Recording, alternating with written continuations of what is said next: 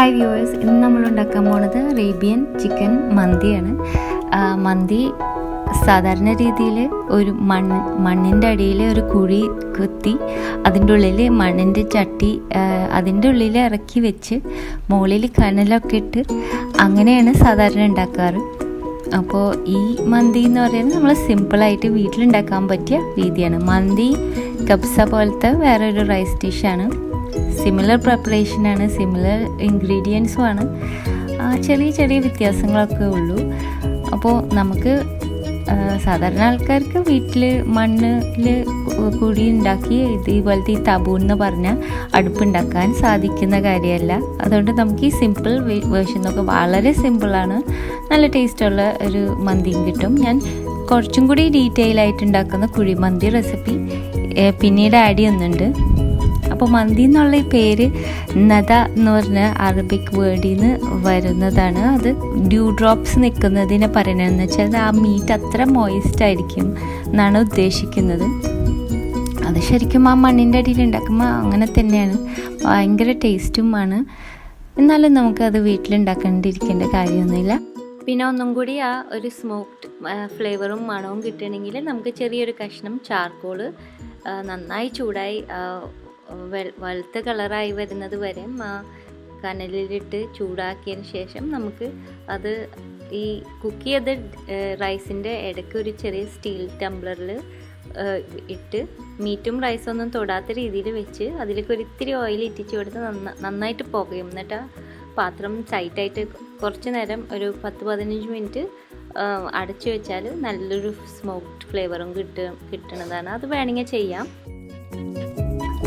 അപ്പോൾ നമുക്ക് ഈ സിമ്പിൾ മെത്തേഡ് നോക്കിയതിൽ ഇവിടെ ഞാൻ തെർമൽ കുക്കർ, നമ്മൾ ചോറൊക്കെ വേവിക്കാൻ ഉപയോഗിക്കുന്ന തെർമൽ കുക്കറാണ് ഞാൻ യൂസ് ചെയ്യുന്നത്. ഇതില്ലെങ്കിൽ അഡ്ജസ്റ്റ് ചെയ്ത് പ്രഷർ കുക്കർ യൂസ് ചെയ്യാം. പിന്നെ ചിക്കൻ കുറച്ച് നേരം ഞാൻ ഓവനിൽ ബേക്ക് ചെയ്യുന്നുണ്ട്. ഓവൻ ഇല്ലെങ്കിൽ കുഴപ്പമില്ല, നമുക്ക് പാനിലൊന്ന് ചുട്ടെടുക്കാനും പറ്റും. അപ്പോൾ നമുക്ക് നോക്കാം. ഏറ്റവും ആദ്യം ഇതിന് ആവശ്യമുള്ള ഇൻഗ്രീഡിയൻസ് കാണാം. 1 കിലോ ചിക്കനാണ് എടുത്തിരിക്കുന്നത്. കഴുകി വൃത്തിയാക്കി ഡ്രെയിൻ ചെയ്ത് വെച്ചിട്ടുണ്ട്. ഏറ്റവും നല്ല ടേസ്റ്റിന് നമുക്ക് സ്കിന്ന് വെച്ചിട്ടുണ്ടാക്കാം. ഇവിടെ ഞാൻ സ്കിന്ന് കളഞ്ഞിരിക്കുകയാണ്. പിന്നെ 2 കപ്പ് ബാസ്മതി റൈസാണ് എടുത്തിരിക്കുന്നത്.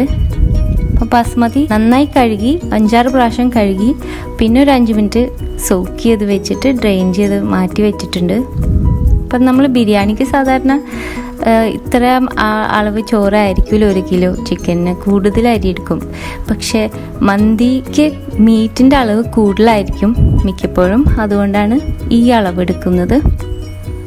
ചോറ് കൂടുതൽ ആവശ്യമുള്ളവരാണെങ്കിൽ അതനുസരിച്ച് കൂടുതലുണ്ടാക്കാം. പിന്നെ നമുക്കിതിന് വേണ്ടി ആവശ്യമുള്ള സ്പൈസസ് ഉണ്ട്. അറബിക് സ്പൈസ് മിക്സ് ഞാൻ വീഡിയോ മുമ്പ് ഷെയർ ചെയ്തിരുന്നു. അതിൻ്റെ 2 ടീസ്പൂൺ വേണം. അതില്ലെങ്കിൽ ഗരം മസാല യൂസ് ചെയ്യാം, ടേസ്റ്റ് കുറച്ച് മാറുന്നുള്ളൂ. 3/4 ടീസ്പൂൺ കുരുമുളക് പൊടി,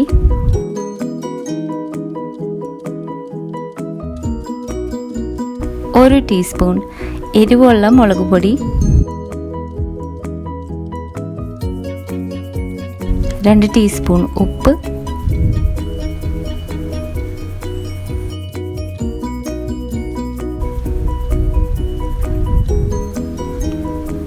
1/2 ടീസ്പൂൺ നല്ല ജീരകം, നമ്മുടെ ചെറിയ ജീരകത്തിൻ്റെ പൊടി,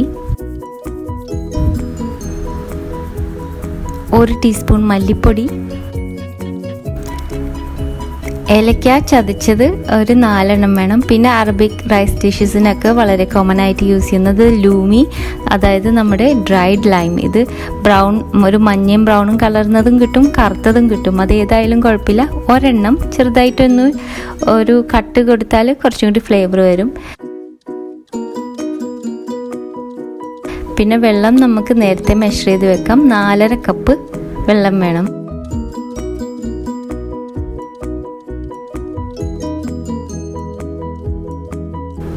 ഒരു ടേബിൾ സ്പൂൺ വെളുത്തുള്ളി ചതച്ച് പേസ്റ്റ് ആക്കിയത് എടുത്തിട്ടുണ്ട്. കുറച്ച് കൂടുതലെടുത്താലും കുഴപ്പമില്ല. പിന്നെ 2 സവാള, വലിയ സവാള ചോപ്പ് ചെയ്തത്. ഇതിൽ 1 സവാള ഫ്രൈ ചെയ്യാൻ വേണ്ടിയിട്ടാണ്, അപ്പോൾ 2 മാറ്റി വെക്കും. പിന്നെ 4 ടേബിൾ സ്പൂൺ ഓലിവ് ഓയിലാണ് ഈ റെസിപ്പിക്ക് ഏറ്റവും നല്ലത്. അപ്പോൾ ഈ സിമ്പിളായിട്ട് ഉണ്ടാക്കുന്ന ചിക്കൻ മന്തി വീട്ടിൽ എങ്ങനെ ഉണ്ടാക്കുന്നതെന്ന് നമുക്ക് നോക്കാം. അപ്പോൾ ഇവിടെ ഞാൻ ചിക്കന് ഓവൻ യൂസ് ചെയ്യുന്നുണ്ട്. 175 ഡിഗ്രി സെൽഷ്യസ് പ്രീ ഹീറ്റ് ചെയ്ത് വെക്കാൻ പോവുകയാണ്. ഓവൻ ഇല്ലെങ്കിൽ കുഴപ്പമില്ല, നമുക്ക് പാൻ ഫ്രൈ ചെയ്യുകയും ചെയ്യാം. ഒരു വലിയ നോൺ സ്റ്റിക്ക് പാത്രം എടുത്തിട്ട് അതിലേക്ക് ഡ്രെയിൻ ചെയ്ത് വെച്ച ചിക്കൻ ഞാൻ മുഴുവൻ അങ്ങോട്ട് ആഡ് ചെയ്യാണ്.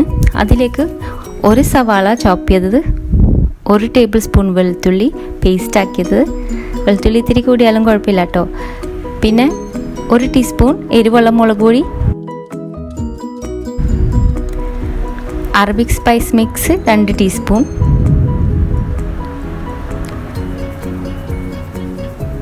മല്ലിപ്പൊടി 1 ടീസ്പൂൺ, ഉപ്പ് ഇവിടെ 2 ടീസ്പൂൺ ഉപ്പാണ് ഇട്ട് കൊടുക്കുന്നത്, കുരുമുളക് പൊടി 3/4 ടീസ്പൂൺ, നല്ല ജീരകം ചെറിയ ജീരകത്തിൻ്റെ പൊടി 1/2 ടീസ്പൂൺ. എന്നിട്ട് ഇതിലേക്ക് നമുക്ക് വെള്ളം ചേർത്ത് കൊടുക്കാം. 4.5 കപ്പ് വെള്ളമാണ് ചേർത്തിരിക്കുന്നത്. ഇതൊന്ന് നന്നായി എല്ലാ ഇൻഗ്രീഡിയൻസും കൂടി ഇളക്കി കൊടുക്കാം. ഒന്ന് തിളച്ച് വരട്ടെ.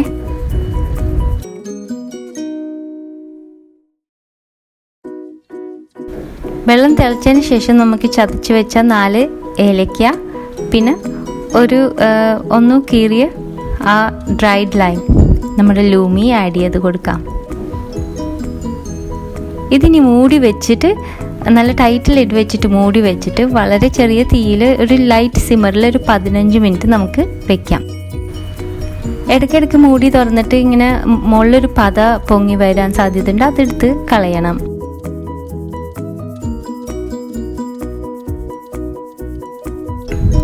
ഇനി വേറൊരു ചെറിയ പാത്രത്തിൽ നമുക്ക് 4 ടേബിൾ സ്പൂൺ ഓലിവ് ഓയിൽ ഇട്ടിട്ട് അതൊന്ന് ചൂടാക്കിയിട്ട് ആ ബാക്കി വന്ന ഒരു സവാളയിലെ ചോപ്പ് ചെയ്തത് അതൊന്ന് നമുക്ക് ഫ്രൈ ചെയ്തെടുക്കണം. ചെറിയ തീയിൽ വെച്ചിട്ട് ഒരു 10 മിനിറ്റ് പതുക്കനെ ലൈറ്റ് ഗോൾഡനായി, ഒരുപാട് ക്രിസ്പ് ആവരുത്, ഒരു ലൈറ്റ് ഗോൾഡനായിട്ട് കിട്ടണം.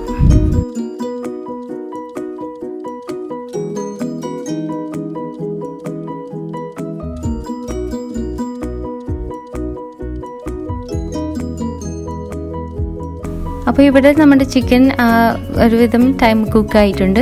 ഈ സമയത്ത് വേണമെങ്കിൽ ലൈം എടുത്ത് മാറ്റാം. അതിൻ്റെ ഫ്ലേവറും മണം കൂടുതൽ ഇഷ്ടമില്ലാത്തവർക്ക് അതെടുത്ത് മാറ്റാം. ഇനി ഇതിൽ നിന്ന് നമ്മൾ ചിക്കൻ ഒന്ന് ഡ്രെയിൻ ചെയ്ത് ചിക്കൻ്റെ പീസ് മാത്രം എടുക്കാൻ പോവാണ്. അപ്പോൾ ഈ സ്റ്റെപ്പിൽ ഞാൻ എന്താ ചെയ്യുന്നത് വെച്ചാൽ, ഒന്ന് ഗ്രീസ് ചെയ്ത ഡിഷിൽ നമുക്ക് ആ ചിക്കൻ വെച്ചിട്ട്, സ്കിന്നുള്ള ചിക്കൻ ആണെങ്കിൽ സ്കിന്ന് കൂടുതലുള്ള സൈഡിൽ മുകളിലേക്കായിരിക്കണം. അപ്പോൾ ഫോയിൽ പേപ്പർ വെച്ച് നല്ല ടൈറ്റായിട്ട് കവർ ചെയ്യാം. എന്നിട്ട് നമുക്ക് ഓവനിലേക്ക് വയ്ക്കാം. സ്കിന്നില്ലാത്ത ചിക്കൻ ആണെങ്കിൽ 20 മിനിറ്റ് മതി. സ്കിന്നുള്ള ചിക്കൻ ആണെങ്കിൽ ഒരു 35 മിനിറ്റ് വരെയും ആവാം. ആ പ്രീ ഹീറ്റ് ചെയ്ത ഓവനിലേക്ക് നമുക്ക് പ്ലേസ് ചെയ്ത് ഇതൊന്ന് കുക്ക് ചെയ്തെടുക്കാൻ വേണ്ടിയാണ്. ഓവൻ ഇല്ലാത്തവരാണെങ്കിൽ വിഷമിക്കണം, ഒരു ഫ്രൈയിങ് പാനിലെടുത്ത് നമുക്ക് ചെറുതായിട്ടൊന്ന് പാൻ ഫ്രൈ ചെയ്തെടുത്താൽ മതി, ഒരു ഗോൾഡൻ കളർ ആവുന്നത് വരെ.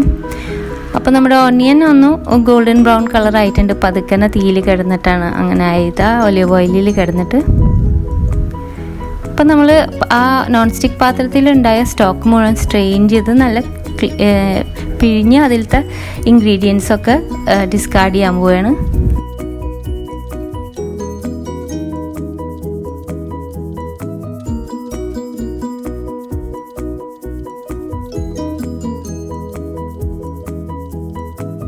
ഇതാണ് നമുക്ക് കിട്ടുന്ന ആ സ്റ്റോക്ക്. ഇതും കൂടി ചേർത്തിട്ടാണ് നമ്മൾ റൈസ് കുക്ക് ചെയ്യാൻ പോകുന്നത്.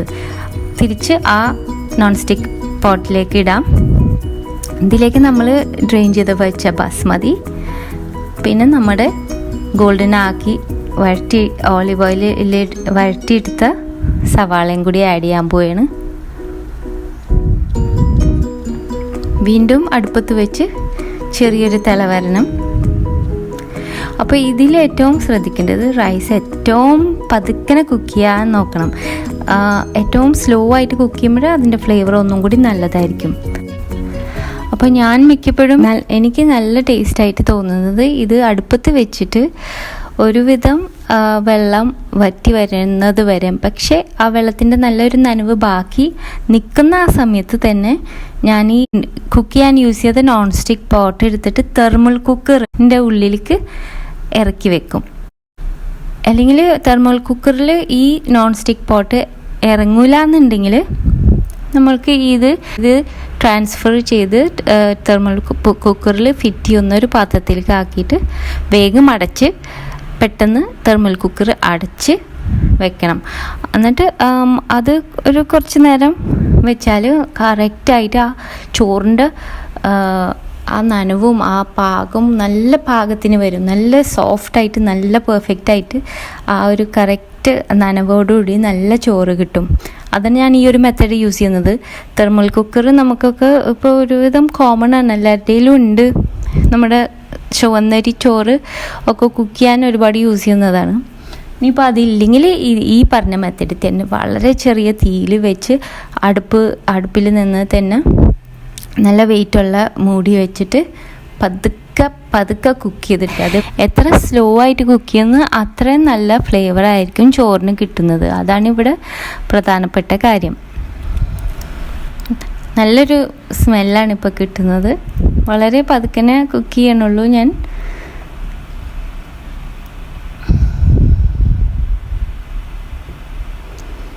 അപ്പോൾ ഈ ഒരു പാകം അടിയിൽ കുറച്ച് വെള്ളമൊക്കെ ബാക്കി നിൽക്കുന്നുണ്ട്, നല്ല നനവുണ്ട്. ഈ സമയത്ത് നമുക്ക് വേഗം തെർമൽ കുക്കറിലേക്ക് ഇറക്കി വെക്കാം. അപ്പോൾ ഇവിടെ എൻ്റെ തെർമൽ കുക്കറിൽ ഈ നോൺ സ്റ്റിക്ക് പോട്ട് പാകമാവില്ല. അതുകൊണ്ട് ഞാൻ വേഗം കഴിയുന്നത് അത്ര വേഗം പാകാവുന്ന ഒരു പാത്രത്തിലേക്ക് ഇട്ടിട്ട് തെർമൽ കുക്കർ വേഗം അടച്ചു വെക്കാൻ പോവാണ് ടൈറ്റായിട്ട്.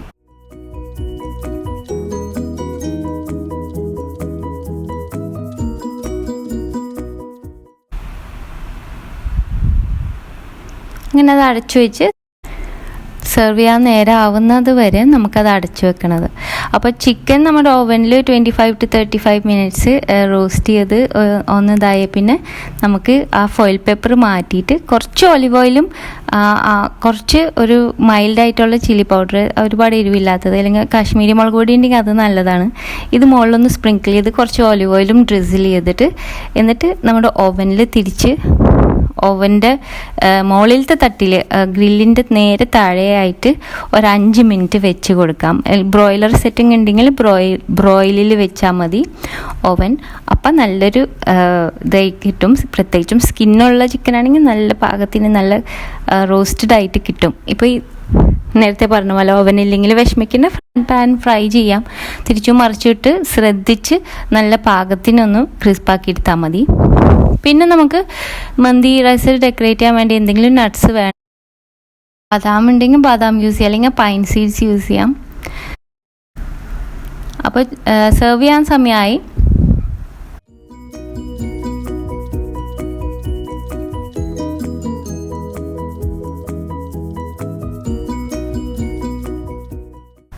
നമുക്ക് ചൂടുള്ള ചോറ് പ്ലേറ്റ് ചെയ്യാം. അതിൻ്റെ മുകളിൽ ഈ റോസ്റ്റ് ചെയ്ത ചിക്കൻ,